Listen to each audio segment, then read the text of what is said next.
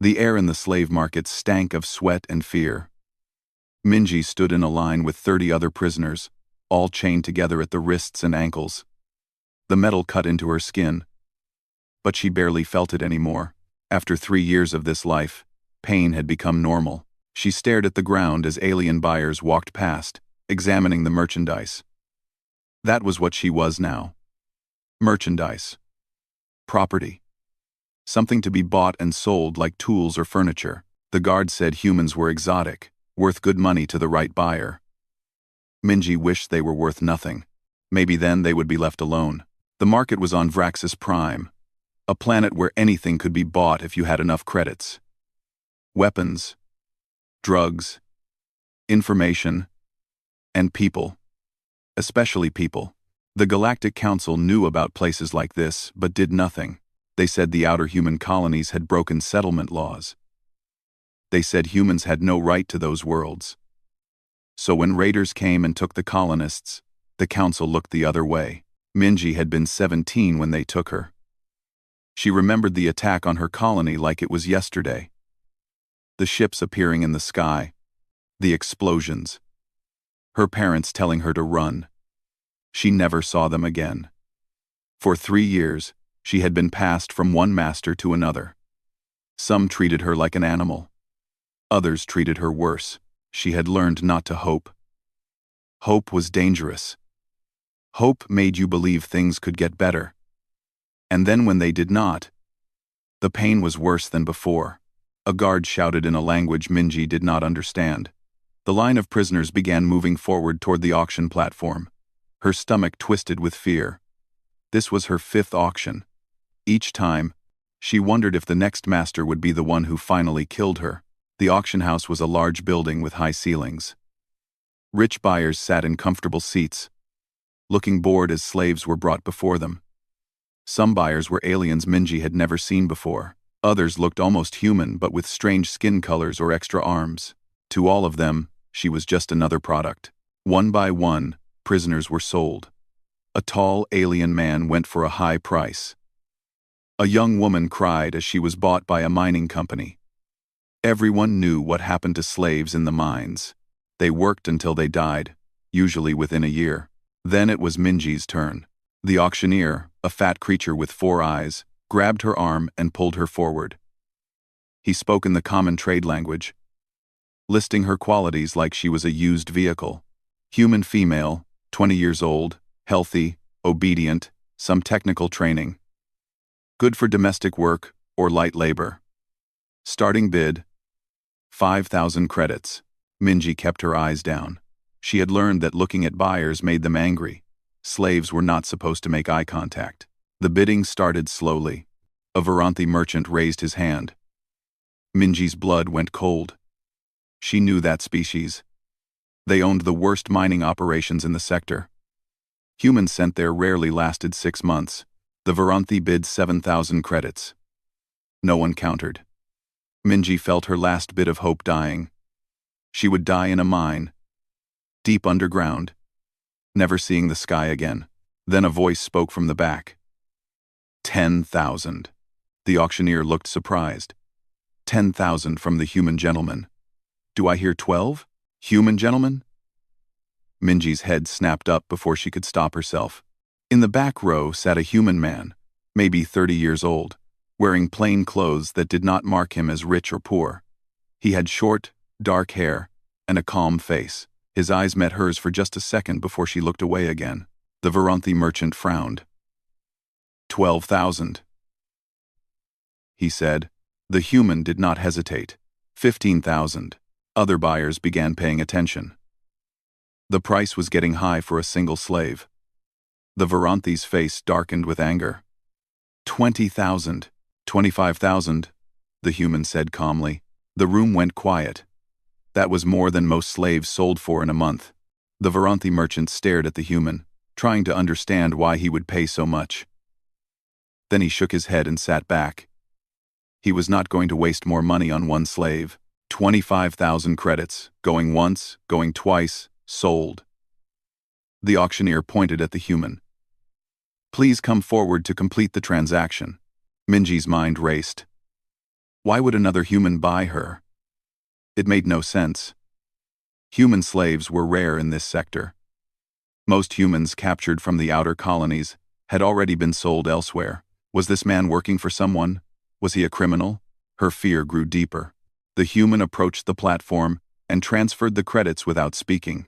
The auctioneer removed Minji's chains from the auction block, but left the restraints on her wrists and ankles. "Pleasure doing business," the auctioneer said, handing the human a data chip. "Her ownership is now registered to you." The man took the chip and looked at Minji. "Come on," he said quietly in Korean. "We need to move." Minji followed, shuffling in her chains. Korean. She had not heard her own language in so long that it took her a moment to process. The man walked quickly through the market toward the docking bays where ships landed. Minji struggled to keep up with the short steps her ankle chains allowed. They passed other slaves being loaded onto transport ships. Guards with weapons watched everything. Minji's new owner did not look back to see if she followed. He seemed confident she would not run. Where would she run to? There was nowhere to go on this planet for a human slave. They reached a docking bay where a small ship waited. It was not fancy, but it looked well maintained. The man stopped at the bottom of the loading ramp and finally turned to face her. "What is your name?" he asked in Korean. Minji hesitated. Masters did not usually ask for names. "Minji," she whispered. The man nodded. "My name is Hyun. I am a captain with the human extraction fleet." He reached into his pocket and pulled out a small tool. "Hold still." Minji froze, expecting pain. But instead, she felt the restraints on her wrists click open. Then the ones on her ankles. Hyun removed all the chains and tossed them aside like garbage. Minji stared at her bare wrists. The skin was raw and scarred from years of metal. Her legs shook. This had to be a trick. Masters did not remove chains until their slaves were locked in holding cells. "My ship leaves in 10 minutes, Hyun said, his voice gentle. "We are extracting colonists from this sector." Extracting. The word sounded impossible. Like something from a dream. Minji looked up at Hyun, searching his face for the lie. For the cruelty that she knew must be hiding there. Her voice came out broken and scared. "Are you really going to take me away?" Hyun looked at Minji standing there with her raw wrists and frightened eyes. He could see the fear in every part of her body. She expected pain. She expected lies. She expected everything except kindness. "Are you really going to take me away?" Her voice was so quiet he almost missed it. "Or are you like the others who promised freedom just to make it hurt more?" Hyun felt anger rise in his chest. But not at her. At what had been done to her.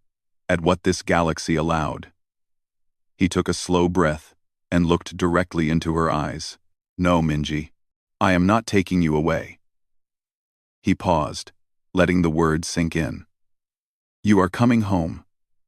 On your own feet, as a free citizen of Earth. The only person who decides where you go from here is you." Minji just stared at him. She did not move. She did not seem to breathe. Hyun reached into his jacket and pulled out a datapad. He held it out to her. "These are your official documents. Your colony identification. Citizenship restoration. Military protection status. And passage vouchers. You are not cargo. You are not my responsibility. You are a human being, and I am just the guy with the ship." Minji looked at the datapad like it might explode. Slowly, her hand reached out and took it. The screen lit up, showing her face from 3 years ago. Her name. Her colony registration. Official stamps from Earth's government declaring her a free citizen under protection. Her hands started shaking. The datapad almost fell, but she caught it and held it against her chest. "I do not understand," she whispered. "You bought me. You own me now. The legal documents say so." "I bought you to free you," Hyun said. "Those ownership documents are already cancelled. The only documents that matter are the ones in your hands." He gestured toward the ship. "Now we really need to go. We have a schedule, and this planet is not safe." Minji followed him up the ramp, still clutching the datapad. Inside the ship, the air was clean and cool. The walls were metal, but painted in light colors. It did not look like a prison. It looked like a normal transport vessel. A woman in a medical uniform appeared from a side corridor. She smiled when she saw Minji. Another one. Good. She spoke in Korean too. I am Lieutenant Nari. I am the ship's medic. Come with me, and I will check your injuries. I am fine, Minji said automatically. Slaves who complained about injuries got punished. Nari's smile faded. You are safe now. Let me help you. Minji did not know what to say. Nari gently took her arm and led her to the medical bay. There, Nari cleaned the wounds on Minji's wrists and ankles. She scanned for other injuries and gave her medicine for infections. All the while, she talked in a calm voice about simple things like the weather on Earth and what food they had on the ship. How many? Minji finally asked. How many others are here? 16 on this trip, Nari said. We picked up people from 4 different locations. You are the last one before we head back. Back to Earth? Back to Earth, Nari confirmed. You will be home in 3 weeks. Home. Minji had not thought of Earth as home in so long. Her home had been a colony world, now destroyed. Her home had been her family, now gone. What home did she have left? Nari seemed to read her thoughts. It will be hard, she admitted. Freedom is heavier than chains sometimes. But you will not be alone. There are programs, support groups, other survivors, and you can take all the time you need. After the medical check, Nari led Minji to a common area where other people sat. They all had the same look. Hollow eyes, thin bodies, nervous movements. They were all former slaves. A young woman looked up when Minji entered. She looked about 18. New arrival? She asked in Korean. Minji nodded and sat down carefully in an empty chair. The furniture was soft. Real cushions. She had not sat on anything soft in 3 years. I am Yuna, the young woman said. I was taken when I was 11. I do not remember much about Earth. 7 years? Minji felt sick. You were a slave? For 7 years? Yuna nodded. I thought I would die in service. Then Captain Hyun found me. She smiled a little. He is on his 43rd extraction run. He has brought back over 200 people. A man sitting nearby spoke up. I am Daeho, engineer from Colony 7. They took me 2 years ago. He looked at his hands. I lost my wife and daughter in the raid. I tried to find them, but... His voice trailed off. Another woman, thin and silent, sat in the corner. She did not speak, just watched everyone with frightened eyes. That is Salmon, Yuna said quietly. They sat in silence for a while. Then Yuna asked, What colony were you from? Colony 12, Minji said. They attacked 3 years ago. I was 17. I am sorry, Daeho said, for what you lost. Minji did not know how to respond. She looked around the common area. It had windows showing the stars outside. Real windows, not screens. Is this real? She asked. Or is this another trick? It is real, Yuna promised. I thought the same thing at first. I kept waiting for it to be a lie. But it is not. We are really going home. The ship's engines hummed to life. Minji felt the vibration through her chair as they lifted off from the docking bay. Through the window, she watched Vrax's Prime shrink away below them. The slave market, the auction house, all of it disappearing. Hyun's voice came over the ship's speakers. All passengers. We have cleared the planet. Jump to hyperspace in 5 minutes. We will reach Earth space in 3 weeks. Get comfortable. The ship jumped. Stars stretched into lines, and then the view changed to the strange colors of hyperspace. They were moving faster than light, heading toward Earth. Minji looked down at the datapad still in her hands. Her face on the screen. Her name. Citizen of Earth. Protected status. You are free. She whispered to herself, testing the words. They felt strange in her mouth. Foreign, Yuna reached over and touched her hand gently. It takes time to believe it. I have been free for 2 weeks. And I still wake up expecting chains. Does it get easier? Minji asked. I do not know yet, Yuna admitted. But at least we are not alone. That night, Minji lay in a real bed with clean sheets. The room was small but private. She had a door that locked from the inside. A bathroom with hot water.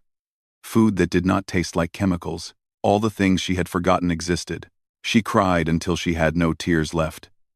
Then she slept without nightmares, for the first time in 3 years. When she woke up, the datapad was still on the table beside her bed, still showing her face and her name, still declaring her free. Maybe, she thought, this was real after all. Maybe humans really did come back for their own. Maybe she really was going home, but doubt remained. After 3 years of cruelty and lies, hope felt dangerous. Like touching something hot after being burned. She wanted to believe, but belief hurt. In the morning, she would find Hyun and ask him the question burning in her mind. Why? Why did he spend his fortune buying slaves? Why did he risk his life in dangerous places? Why did any of this matter to Earth? For now, she just held the datapad and tried to remember what freedom felt like. The ship traveled through hyperspace for 3 days before Minji finally went looking for Hyun. She found him on the bridge, studying navigation charts. He looked up when she entered. Minji, how are you feeling? He asked. Better, she said, which was partly true. The food and rest helped her body heal. Her mind was another matter. Can I ask you something? Of course. Why do you do this? The question came out rushed. Yuna said you have rescued over 200 people. That must cost a fortune. And it is dangerous. Why? Hyun gestured to a seat. Sit down. This might take a while. Minji sat. Through the window behind Hyun, hyperspace colors swirled in patterns that hurt to look at too long. I come from a wealthy family, Hyun began. My grandfather made money in ship manufacturing. When the colony raids started, the Galactic Council said it was a legal matter. They said humans had violated settlement treaties, so they would not help. The council basically said our people were acceptable losses. He leaned back in his chair. My family has money. More money than we could ever spend. So I asked myself, what good is wealth if I do nothing while my own people suffer? I bought this ship 2 years ago. Started small, buying 1 or 2 people at a time.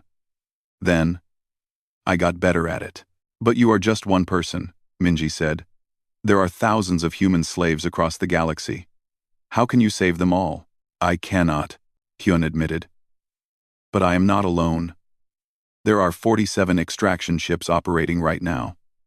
Some are funded by families like mine. Others by Earth's military working in secret. Some are crowdfunded by normal citizens pooling their money. We share information about slave markets and coordinate rescues. Earth's military is involved? Unofficially. They cannot declare war on the Galactic Council. Earth is still too new, too weak militarily compared to the old powers. But they give us intelligence, protection when they can, and make sure no one bothers us too much. Hyun smiled, and they make it very clear what happens to anyone who harms a human. What happens? We have a reputation now, Hyun said. Humans do not forgive and do not forget. A Varanthi ship captured a human merchant vessel last year, took the crew as slaves. Within a month, human ships destroyed every Varanthi mining operation in that sector. Not officially, of course. Pirates, they called it. But everyone knew. Minji stared at him. You destroyed entire operations for 1 ship? For 5 people. Hyun corrected. The galaxy thinks we are crazy. Maybe we are. But it works. Most slavers avoid humans now. The ones who do not learn the hard way. The Varanthi merchant at the auction, Minji said slowly. He stopped bidding when you raised the price. But it was not just the money, was it? No, he recognized what I was. An extraction operator. If he had bought you, I would have followed him. Found where he took you. And made sure he regretted it. He knew that. so he backed off. Minji felt something strange in her chest. Not quite hope, but close. You would have come after me? We do not leave people behind, Minji. Ever. Even if it takes years. Even if it costs everything. That is what makes us human. Before Minji could respond, an alarm sounded. Hyun jumped up and ran to the controls. What is it? Minji asked, fear rising. Another ship just dropped out of hyperspace near us, broadcasting Varanthi identification. Hyun's hands moved across the controls. They are hailing us. Their quote. A face appeared on the screen, a Varanthi captain with the typical ridge patterns on his forehead. Human vessel. This is Captain Torven of the Galactic Security Patrol. We have reason to believe you are transporting stolen property. Prepare to be boarded for inspection. Hyun's expression went cold. He pressed a button.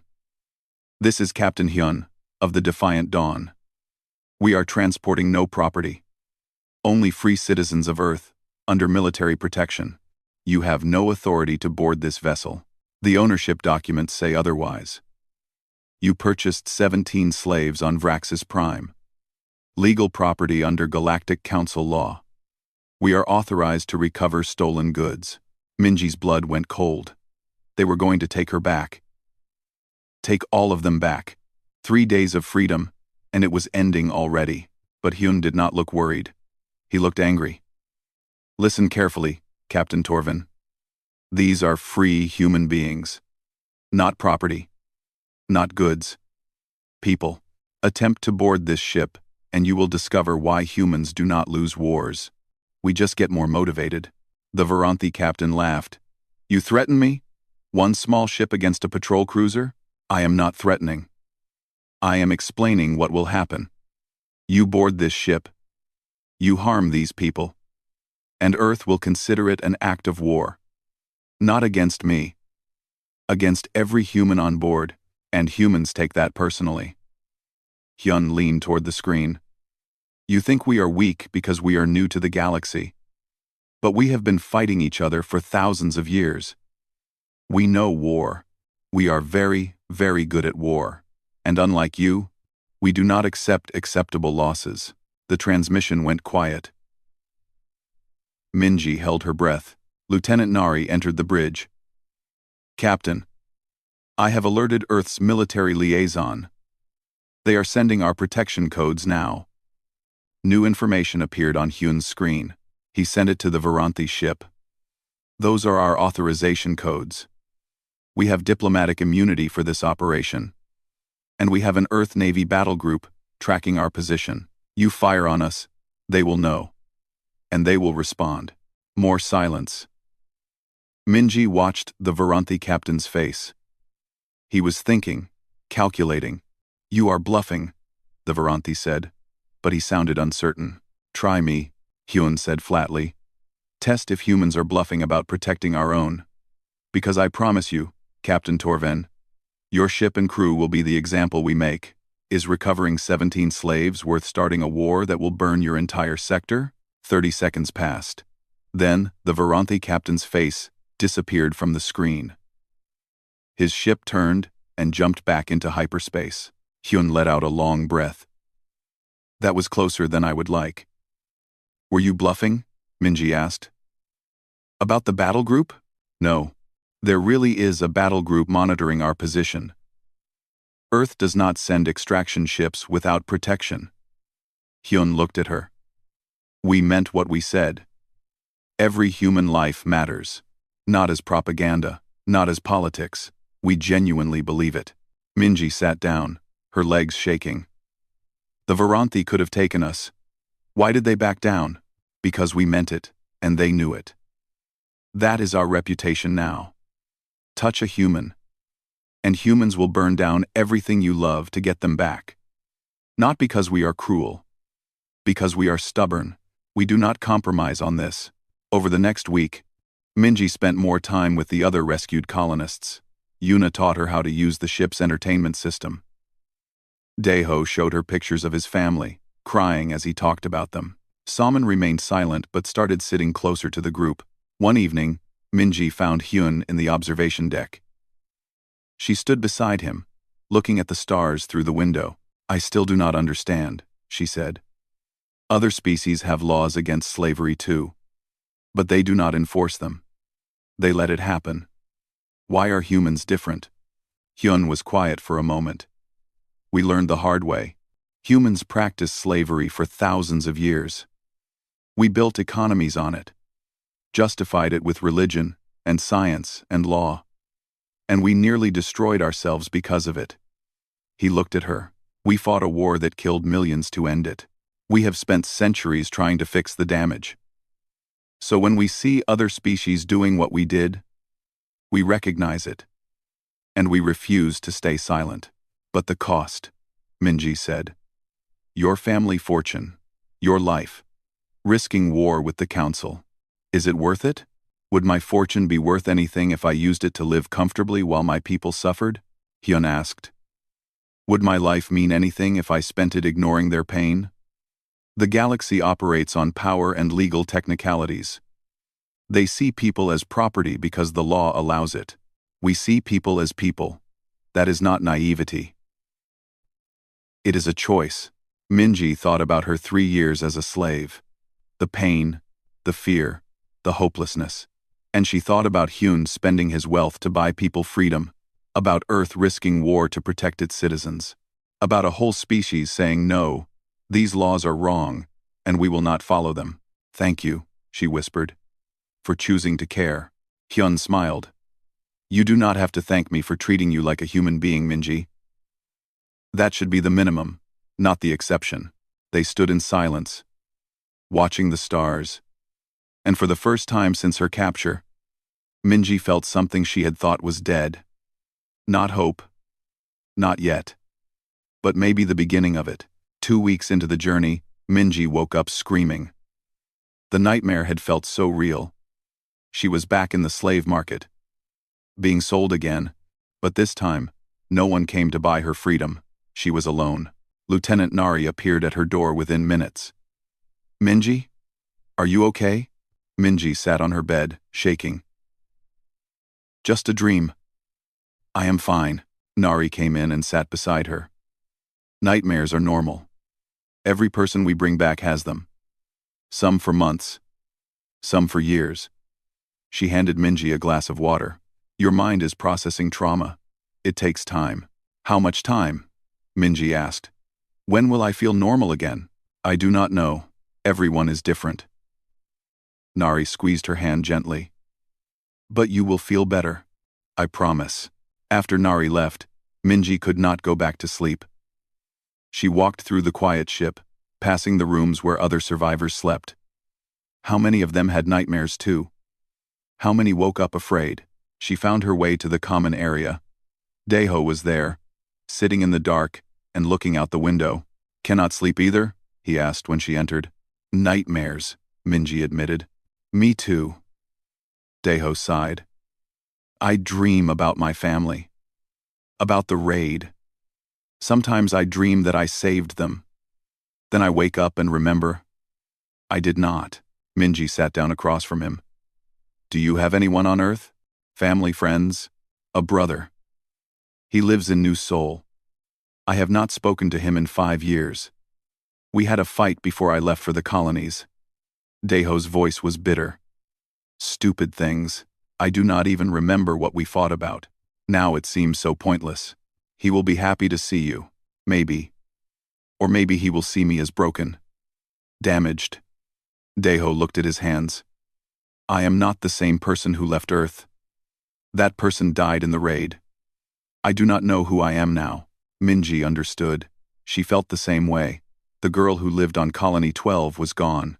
This person wearing her face was someone else, someone who had survived terrible things, someone who flinched at loud noises and could not trust kindness. "Freedom is heavier than I thought," Minji said quietly. "When I was a slave, everything was simple. Do what they say, or get hurt. I did not have to make choices. Now I have to decide everything. What to eat, what to wear, where to sleep, and bigger things. What to do with my life. Where to go. Who to be? I do not know how to do that. You have 3 years of stolen time, Daeho said. Years when you should have been learning, growing, living. They took that from you. From all of us. And we cannot get it back. They sat in comfortable silence for a while. Then Yuna appeared. Also unable to sleep. Then Salmon. One by one, the survivors gathered in the dark common area. Not speaking much. Just being together. People who understood without words. In the morning, Minji went looking for Hyun again. She found him in the ship's small gym, exercising. He stopped when he saw her. Mind if I talk while you work? She asked. Not at all. Hyun went back to his exercises. Minji sat on a bench. I have been thinking. The Galactic Council is right. In a way. Our colonies did break settlement treaties. We colonized worlds we had no legal claim to. So, legally, we were in the wrong. Hyun did push-ups, breathing steadily. And legally, when raiders took us, they had a claim. We were from illegal colonies. The council law says that gives them salvage rights or something. Minji struggled with the words. So legally, we are property. And you buying slaves is just transferring ownership. Hyun stopped and sat up. Do you believe that? No. But the law says it. And laws are supposed to matter. Right? You cannot just ignore laws you do not like. Cannot you? Hyun grabbed a towel and wiped his face. Minji, humans have a long history of bad laws. Laws that said some people were property because of their skin color. Laws that said women could not vote or own property. Laws that said certain people could not marry who they loved. All legal. All wrong. But if everyone just ignores laws they disagree with, you get chaos. You get change, Hyun corrected. Bad laws do not fix themselves. People have to stand up and say no, this is wrong, sometimes peacefully, sometimes not, but always necessarily. He looked at her seriously. There is no legal claim to a person, Minji. That is not politics. That is not opinion. That is fundamental truth. Any law that says otherwise is invalid, no matter who wrote it. Even if it means war, especially if it means war. What good is peace if it requires us to accept slavery? What good is galactic trade if it requires us to abandon our people? What good is council membership if it requires us to value politics over human lives? Hyun stood up. We are not better than other species. But we learned this lesson in blood. We know what happens when you compromise on human dignity. And we will not do it again. Minji felt tears coming. I feel so useless. You risked everything to save me. Earth is risking war for me. And I am nothing. Just a broken girl who cannot even sleep without nightmares. Hyun knelt down in front of her. Listen to me. You are not nothing. You are a person who survived 3 years of hell. You are brave and strong and valuable, not because of what you can do, but because you exist. That is enough. That is more than enough. But I have no skills for civilian life. No education past 17. No family to return to. I do not even know what I want to do. Then you will figure it out. And while you do, Earth will support you. Housing, medical care, education, therapy, whatever you need. Not charity. Your right as a citizen. Hyun smiled gently. You are home, Minji, or you will be soon. And home means we do not give up on each other. That evening, the entire crew gathered for dinner. It was the first time Minji had seen everyone together. The crew was small. Only 8 people. But they all seemed to care about their passengers. Lieutenant Nari told stories about previous rescue missions, some funny, some sad. A pilot named Jiwoo talked about growing up on Earth and how beautiful it was. A security officer named Taehyun shared pictures of his family.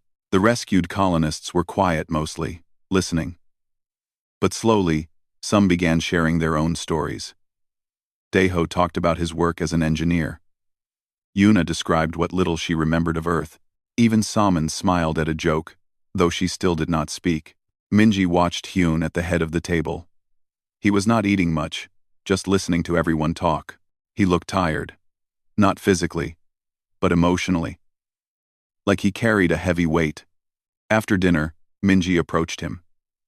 You do this all the time. Save people, bring them home, then turn around and do it again. Does it not exhaust you? Yes, Hyun admitted. Every trip, I see what was done to our people. Every person I bring back is another reminder of how many more are still out there. It is exhausting and heartbreaking and frustrating. Then why keep going? Because they matter. Every single one. Not as a group or a statistic. Individually. You matter, Minji. Yuna matters. Daeho matters. Somin matters. Each of you is a whole universe of experiences and feelings and potential. How could I not do everything possible to bring you home? Minji wiped her eyes. I think I understand now. It is not about being heroic. It is about being human. Exactly, Hyun smiled. Being human means recognizing humanity in others. All others. And acting accordingly, even when it is hard. Especially when it is hard. That night, Minji had another nightmare. But when she woke up, she remembered Hyun's words. She was home. Or almost home. And home meant people who would not give up on her, even when she wanted to give up on herself. She looked at the datapad on her nightstand. Her face, her name, citizen of Earth. Free. The words still felt strange. But maybe, with time, it would feel normal. Maybe she would learn to carry the weight of freedom. Maybe she would figure out who she was now, and who she wanted to be. Maybe, she thought, hope was not so dangerous after all.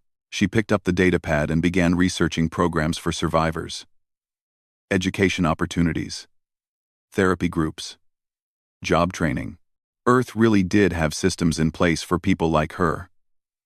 They had thought about this. Planned for it. Cared enough to create help. For the first time, Minji began to imagine a future. Not the future she had planned before the raid. That future died with her parents and her colony. But a different future. One where she helped other survivors. Where she used her pain to understand their pain. Where she, maybe, someday, helped with extraction operations. It was a small thought. Fragile. But it was hers. And that was a start. 3 weeks after leaving Vraxis Prime, the Defiant Dawn dropped out of hyperspace at the edge of Earth's solar system. Minji stood at the observation window with the other survivors, staring at the distant sun that had been humanity's home for millions of years. There it is, Yuna whispered. Earth. They could not see the planet yet, still too far away. But knowing it was there, in this system, made Minji's chest feel tight. After 3 years, she was finally coming home. Then the alarms went off. Hyun's voice came over the speakers, tense. All passengers, stay calm and stay where you are. We have a situation. Minji looked out the window. Ships were appearing, dropping out of hyperspace all around them. Not human ships. These were Galactic Council vessels. Dozens of them. Forming a blockade. Lieutenant Nari ran into the common area. Everyone sit down and stay quiet. This could get bad. What is happening? Daeho asked, fear in his voice. The council sent a fleet. They want to stop us from bringing you home. Minji felt cold. They had come so far. 3 weeks of safety, of healing, of hope. And now the council was going to take it all away. On the bridge, Hyun stared at the fleet surrounding them. His hands were steady on the controls, but Minji could see the tension in his shoulders.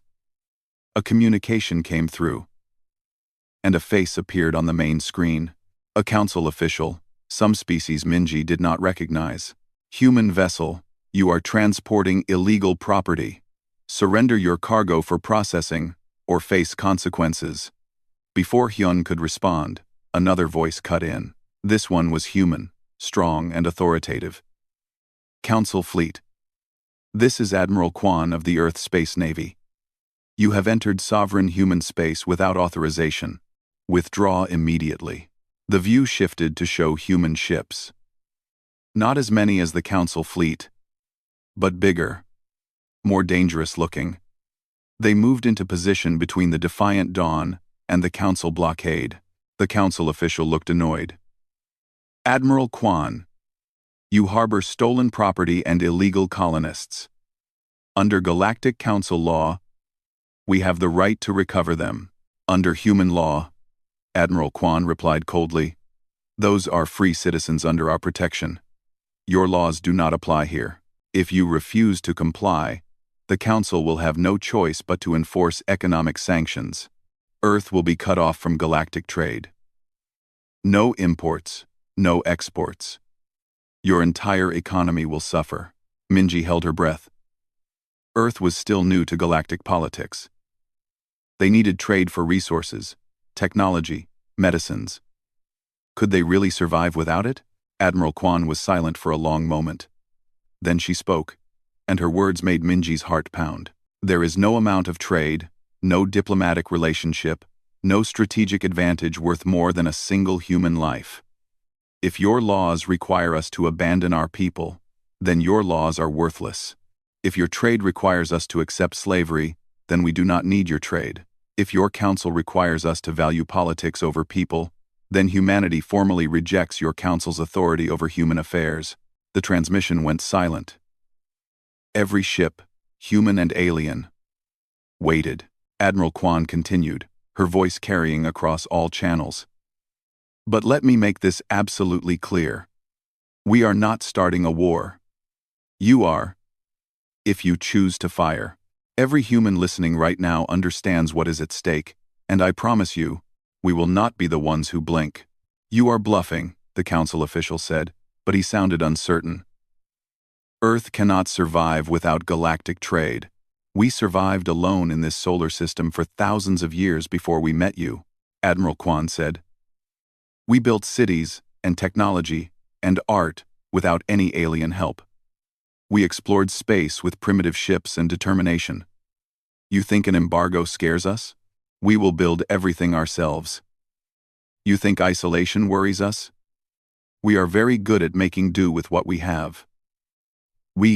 Another council official appeared on screen, this one looking more nervous. Admiral, be reasonable. We are talking about 17 individuals. Is that worth risking your entire planet's economy? Yes, Admiral Kwan said simply. Any one of them is worth it. All of them together? We would burn this entire galaxy before we abandoned them. In the common area, Minji started crying. Yuna grabbed her hand. Deho stared at the screen in shock. Even Saman was watching, tears running down her silent face. You are insane, the council official said. Your species values individual lives over collective prosperity? That is illogical. Wasteful. No, Admiral Kwan corrected. It is human. We learned what happens when you decide some lives matter less than others. We learned what happens when you accept necessary sacrifices. We learned these lessons in blood and pain and centuries of mistakes. And we will never forget them. She leaned forward, her face filling the screen. Every person on that ship is someone's child, someone's friend, someone's hope for the future. They have names and dreams and value that cannot be measured in economics or politics. You see them as statistics. We see them as us. And we will protect our own with everything we have. The standoff continued. Minutes passed like hours. The council fleet did not move. The human fleet did not back down. Then, slowly, one council ship turned and jumped away. Then another. Then more. Within 10 minutes, the entire council fleet had withdrawn, leaving Earth space empty except for human vessels. Admiral Kwan's face softened. Captain Hyun, you are cleared for approach. Welcome home. Hyun let out a shaky breath. Thank you, Admiral. Coming in now, the Defiant Dawn moved forward, escorted by Earth's warships. As they traveled deeper into the solar system, Minji saw more human activity. Space stations, mining operations, defense platforms. Hundreds of ships moving between planets. How many people live here? Yuna asked quietly. In the solar system, about 20 million, Lieutenant Nari said. Most on Earth, but colonies on Mars, the Moon, Europa, and smaller stations everywhere else. And they were willing to risk all of this for us? For any human, Nari confirmed. That is what citizenship means. Real citizenship, not just a word on paper. It means you matter. It means we do not leave you behind. 3 hours later, Earth appeared in the window. Blue and white and green, hanging in the darkness like a jewel. Minji had been born on a colony world. She had never seen Earth before. It was more beautiful than she imagined. The ship entered orbit and began its descent. Through the window, Minji watched clouds pass by, then land and ocean. They were heading toward a city. Buildings gleaming in the sunlight. That is New Seoul, Hyun said, appearing beside her. One of the arrival centers for returning colonists. There are doctors, counselors, housing coordinators, everything you will need. What happens now? Minji asked. Now you start rebuilding your life. It will not be easy. You will have hard days, maybe hard years, but you will not be alone. There are programs, people who understand, others who have been through what you experienced. Hyun smiled. And when you are ready, if you ever want to help with extractions, we could use people who understand. I was thinking about that, Minji admitted. Using what happened to me to help others. You would be good at it, but take your time, heal first. The galaxy is not going anywhere. The ship landed smoothly. Through the window, Minji saw a crowd waiting. People holding signs, waving flags, crying with joy. Families waiting for loved ones. Support workers ready to help, media documenting the return. The loading ramp lowered, and Hyun gestured for the survivors to go first. After you, you are home. One by one, they walked down the ramp. Yuna went first, stepping onto Earth soil for the first time in 7 years. She fell to her knees and cried. Daeho followed, looking around in wonder. Saman walked carefully, still silent but with tears streaming down her face. Minji was last. She paused at the top of the ramp, looking at Earth. The sky was blue. The air smelled clean. People were cheering and welcoming them home. She took a step. Then another. Then she was running down the ramp, and her feet touched Earth, and she was home. Really, truly home. A counselor approached her gently. Welcome back, Minji. We are so glad you are here. Let us help you get settled. Over the next hours, Minji went through processing, medical checks, paperwork, housing assignments. Everyone treated her with kindness and respect. No one looked at her like she was broken or damaged. They looked at her like she was valuable. That evening, she stood in her assigned apartment. Small but comfortable, with a real bed and a kitchen and windows showing the city lights. Her datapad sat on the table, still showing her citizenship documents. She turned on the news and saw footage of the standoff in space. Admiral Kwan's words played again. There is no amount of trade worth more than a single human life. Experts debated what this meant for Earth's future. Some worried about economic isolation. Others praised the moral stance. But everyone agreed on one thing. Humanity had made its position clear. People mattered more than politics. Always. Minji turned off the news and looked out the window. Somewhere in this city, Yuna was settling into her own apartment. Daeho was probably calling his brother.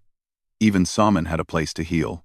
And somewhere out there, beyond Earth, beyond the solar system, more humans were still in chains, still suffering, still waiting. But they would not wait forever. Because humans came back for their own. Not because it was easy or profitable or logical, because it was right. Minji picked up her datapad and began researching extraction operations. Training programs. Requirements for joining a crew. She had years of healing ahead of her, but someday, when she was ready, she would go back out there. She would be like Hyun, buying freedom for those who had none, because that was what it meant to be human. To see someone in chains, and recognize that the chains were the problem, not the person. To value every individual life over any collective benefit. To stand up and say, no, this is wrong, and we will fix it. The galaxy thought humans were crazy. Maybe they were right. But it was a beautiful kind of crazy. The kind that refused to accept that anyone was disposable. The kind that would burn down empires before abandoning a single person. Minji smiled, her first real smile in 3 years. She was home. She was free. She was human, and that was enough.